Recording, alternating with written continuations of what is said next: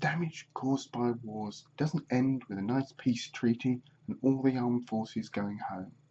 Because of the mass-produced nature of the weapons that are used and the uncertainties and panic in battle, not all of the bombs and shells that are used function as they are designed to.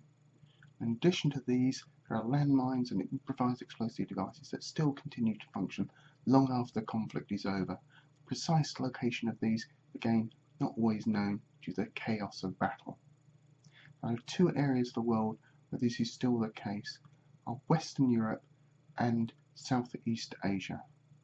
There are some areas of France and Belgium where the First World War trench warfare took place that each year for something called the iron harvest. So farmers plough their fields to be very careful, while some of the iron harvest is in the form of helmets, rifles and the like. A great deal of it is unexploded ordnance, anything from grenades and artillery shells even to one 800 kilogram 15-inch naval gun shell.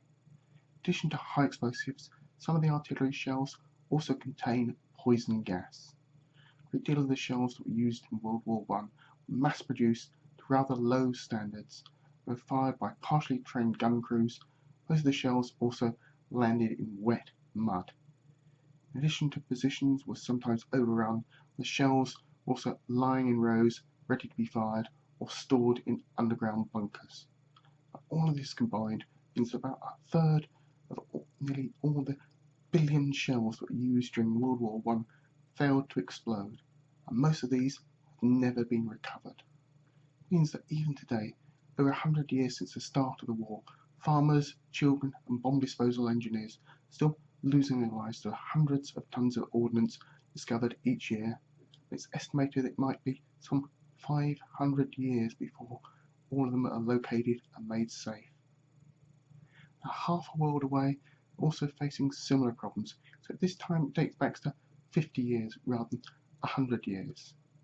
There have been many books and films covering the various aspects of the Vietnam War, but sometimes overlooked is what happened to Vietnam's neighbours of Laos and to a certain extent Cambodia. During the early stages of the Vietnam War, the American government spent millions of dollars in aid to Laos in an effort to have a pro-American government there.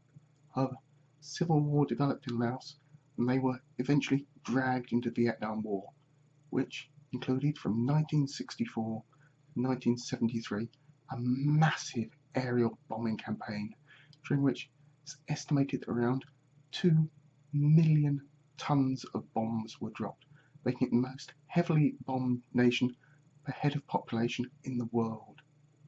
Like the First World War, it's estimated about a third of these failed to explode. Many of these were cluster munitions designed to spread smaller devices over a wide area, making them difficult to make safe. Reliable estimates put the number of people killed and injured by these unexploded devices at about 20,000 since the bombing campaign finished. The majority of these resulting in death, and a high proportion of these being children. The rough, uneven, and remote terrain makes finding these difficult areas really difficult to make the bombs and unexploded munitions safe, and possibly only 1% of the unexploded devices have actually been found in over 40 years since the bombing came to an end, meaning that maybe 80 million devices are still left in the country with a population of under 7 million. These are just two major examples of where the aftermath of war is still causing problems and unexploded devices are still a hazard, from the Falklands to Lebanon to Japan and Germany and many other places around the world, where many people are risking their lives trying to make these areas safe by locating and disarming these weapons from previous conflicts.